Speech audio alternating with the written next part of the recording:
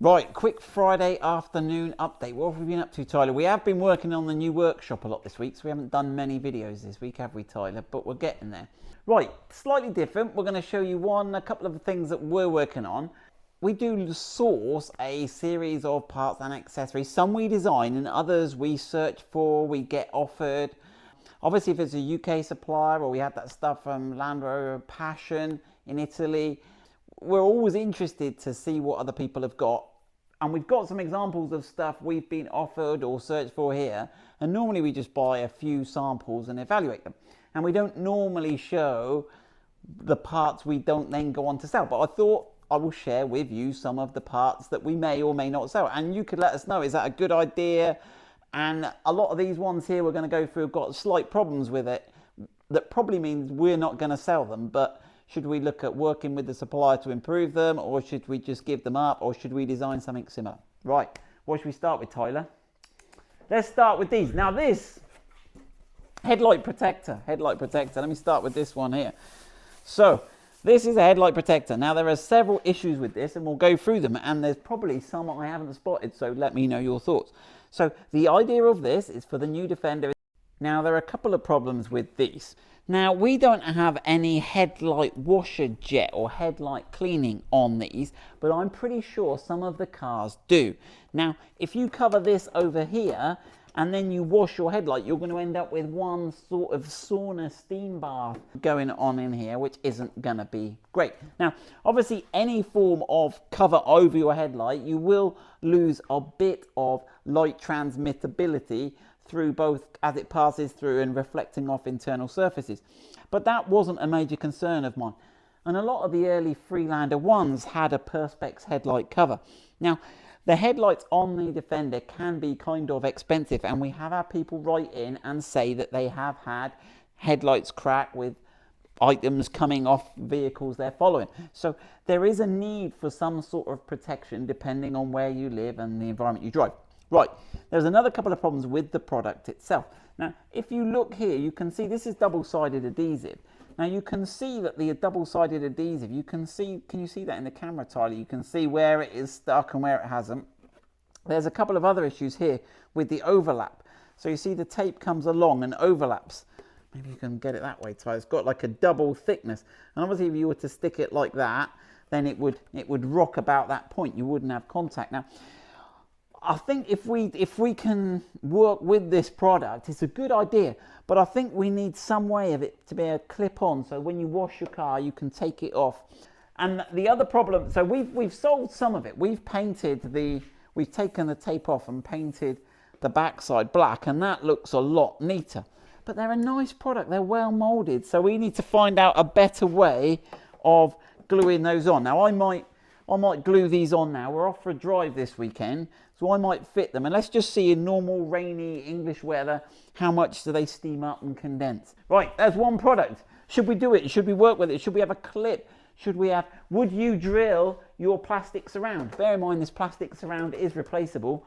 Would you have a couple of thumb turn screws similar to this here that we've had to modify on our, would we like a couple of those? Who knows? Right.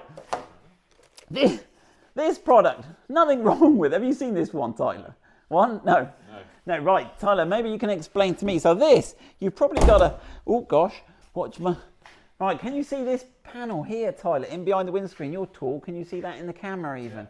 Right, this you can watch from outside, probably. This, Tyler, apparently goes in there. Now, fits beautifully, but I'm not quite sure what purpose it performs, what problem it solves. Nothing. It's baffled me. Beautifully made, fits perfect. It does restrict the airflow. Those louvers there. If anyone's got an idea why one, maybe I'm missing something, Tyler. It has happened before, hasn't it? Yeah. Maybe there's a better use for it. Maybe yes. Don't know. Who knows? It's a stick-on part. We'll have a look at it again. But beautifully made. Yes.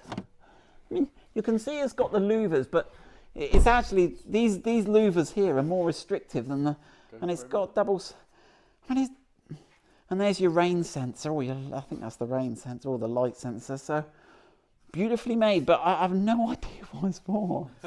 So again, someone's offered it for us. Great product. Someone's offered it. Anyway, if you know what the purpose of that is, let me know. Right, these are quite good-ish. Again, you haven't seen any of these, have you, Tyler? So Ben, so these are stick-on. Can you guess what they are, Tyler? There's 4 of them. No, they are doors, innit? So these are designed, so on all cars, or on most cars, you have this exposed bit of metal, and as you get in and out, especially as you get old like me, Tyler, you drag your feet, you know what I'm like, and this part gets scratched. So someone's come up with this most cunning plan. They said, look, why don't we just design, is it that one? Have they got a left or right put on them? No, they don't put left or right on them. We like things with left. I reckon the other one fitted better, don't you? Can't tell the difference. Right, so there you go. It's sort of, yeah.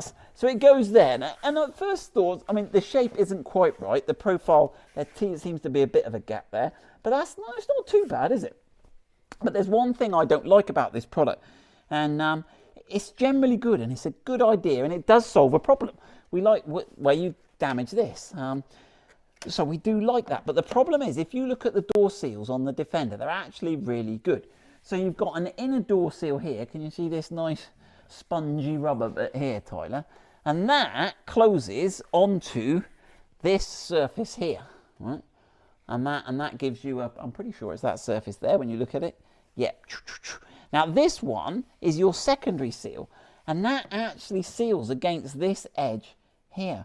We'll put a little bit of chalk or something on, and we'll prove this. Now what I'm worried about is if we have this here and we're trying to get it right, and you're trying to seal on this, where this edge has got this checker plate, you might get some wind, and more importantly, if you go doing silly wading activities, you might get water ingress through here. So I was less keen on this product. Whoa, she's upset. I was less keen on this product. I was more concerned that this might do it. So sill protectors, good idea. Not sure about the textured finish, not sure about where it goes along with the weather seal. Something you need to consider, particularly on the Defender. Right, what other bits have we got, Tyler? We've got a whole host of stuff. Don't forget, Tyler, in a minute, we've got to show my bit of wood thing there. Yeah. Right then. Right, these, on much the same note, we have got these sill step thing covers. And these go on the car. I'll show you. Have I got left or right? So these are made from metal. There you go, demonstration. Now let me have a look which side these go on. But basically they go in the car. I think Ben got these out. So they go in the car. Woo, follow me around. And these cover over the sill step areas there. Have we got enough light there, Tyler? So yeah, you can see it's double-sided and it goes in there. Now it looks a bit glossier than the matte plastic, but I think it's liable to scratch. And the other concerns I had were the rear one. Let's move the tow bar and we'll have a look. Okay, so there's a small bit and a big bit. The big bit fits in there, but I was just worried about the sharp edges, and it seems to just stick up a little bit in this corner. And I don't think it solves the problem. It also has this bit here that goes on this step. Now, this step, I don't know if a lot of people know this. You may never have noticed this, but where we've had the roof tent's gone now, camping season's over. Where we've had the roof tent on here, it was quite handy to step on that. And it gave you a little bit extra. That is a really good design feature. Whoever designed that on the Defender, love that, love them. But maybe we need to develop something to go on there. But I worry that this is going to be more slippy. What do you reckon, Tyler? And scratch, probably. I don't think it adds anything. I mean, it does look... yeah, don't know.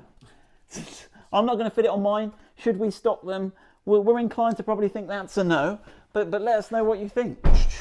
Metal tread. It's beautifully made. It's sort of beautifully made. I want to like it, Tyler. I want to like it. Right. Right, what else have we got in this one? Is that the same again? Oh, it's getting upset again, Tyler. What's it getting upset about? Oh, the same but different, as they say. So So, okay, so this is a different look. You've got the stainless steel, which is, there's something always nice about a bit of stainless steel. There we go. So let us know your thoughts. The other problem is if you've got illuminated sill steps, Tyler, you would sort of de-illuminate them, wouldn't you, by sticking those on top? Right, anyway, we're nearly done, Right then, there's the IT pot. Our SD card was giving us jip, wasn't it? Yep. Right, so the other weekend, so this is my attempt at a Land Rover activity. So I love my activity key. I can put it on and unlock and lock my car, and I love that when I go away for the weekend. And camping, it was brilliant. But it needs charging. Now, the trouble is, so I've designed this charger. We'll do this bit backwards. I'll show you my solution, then I'll explain the problem. So I've designed it. So in the office at home, I can hang this up, and it's got the charger here, and the charger is magnetic. But without something like this, you see, I've made this out of an old bit of pallet wood. This is my new range of eco accessories, this, isn't it, Tyler? My carbon neutral accessories, these. So I've made it with a little slot down here, and you can have the, look at even exits. Look, the lead can exit left and right, Tyler, depending where you put it on your desk. And what you've got is you've got this little, so this is what you get when you get this from Land Rover. So look, I drilled a little hole through. See, I used to be a cabinet maker, Tyler. Did you know that? Well, look, I sloped it. Yeah, and look, do you like the rusty nail? I had to go and find a rusty one. I wanted it to look authentic. Right, now when you get this from Land Rover, and obviously you don't get any case or any, you just get this. Now, the problem is that if you want to charge the activity key, it doesn't sit flat on the bench. You have to sort of either put it sideways, and I'm worried it's going to end up going face down and I'm going to scratch the watch. So I thought my solution was elegant, but I'm a big fan of my own work, aren't I, Tyler? That is the trouble. Should we get a, but if we're going to make these, I need to buy a CNC sort of router. There's a machine called a Workbee, which looks quite interesting. Those of you into, but there we go. I think that, but again, I'm not sure how many people have got the activity key and whether this, am I solving a non-existent problem? Let me know in the comments below. And we're out, as I say, we're out tomorrow. George and I are going to go out and we're going to have a look at Discovery 1. We're going to take the Stig out for a drive to Ross-on-Wye. And we're going to go and have a look why was it such a significant new model for Land Rover? It was the third model they released. They hadn't released a whole new model for 19 years when the Discovery 1 came out. So we're going to go and have a look at it and talk about the iconry of the Discovery 1. Hope you guys have a good weekend. Catch you next week. So yeah, I put this video up a little later than I'd intended. So we're actually now just watching that Discovery 1, the one we videoed. It's just going to finish now. We've got 20 seconds to go. All the bidding's going crazy. It's gone from 1700 to 1850. There'll be someone coming at the last minute. 12, 11, 2,300. Here we go, 7, 6, 5, 4, 2, 2,450. I don't reckon that's too bad. So there we go, 22 bids. I don't reckon that's too bad. It needs a lot of work, but it's a good basis for a project. So there we go, that's what that sold for.